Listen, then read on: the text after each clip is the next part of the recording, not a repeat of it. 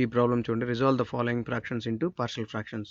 X square minus 2x plus 6 by X minus 2 whole to power of 3. So మన motive ఏంటి అంటే, ఇక్కడ ఇచ్చిన ఫంక్షన్ ఎలా ఉందంటే some F of X by so G of X of order 3 ఉంది.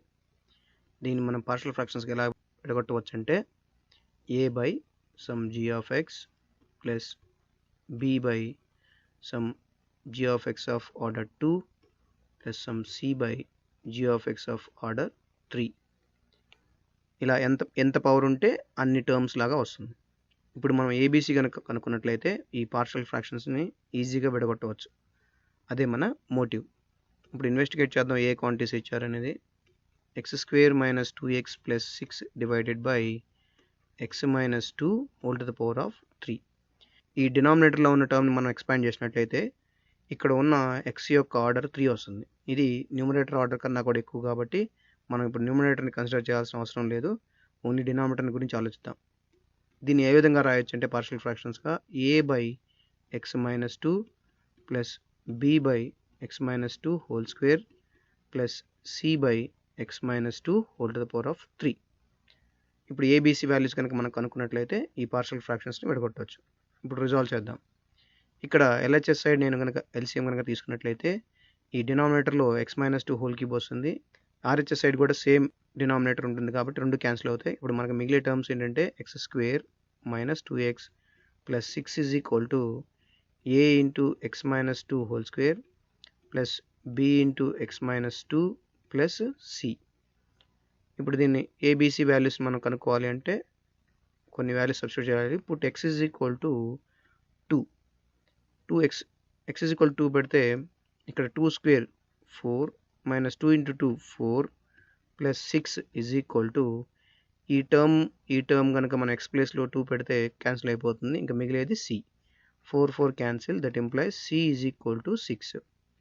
ఒక వాల్యూ వచ్చేసింది. ఇప్పుడు put x is equal to 0 పెట్టినట్లయితే ఇక్కడ 0 minus 0 plus 6 is equal to ఇక్కడ 0 పెడితే minus 2 whole square so 4a plus ఇక్కడ 0 పెడితే minus 2b plus C value 6 కాబట్టి 6 is equal to 4a minus 2b plus 6.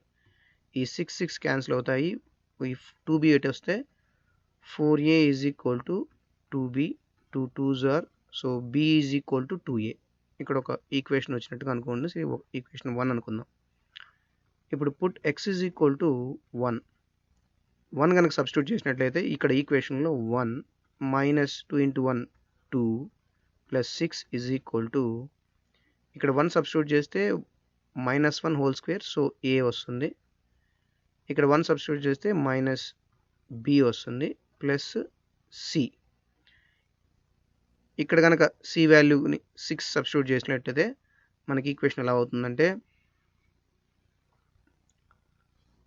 1 minus 2 minus 1 plus 6 అంటే 5 is equal to A minus B plus 6.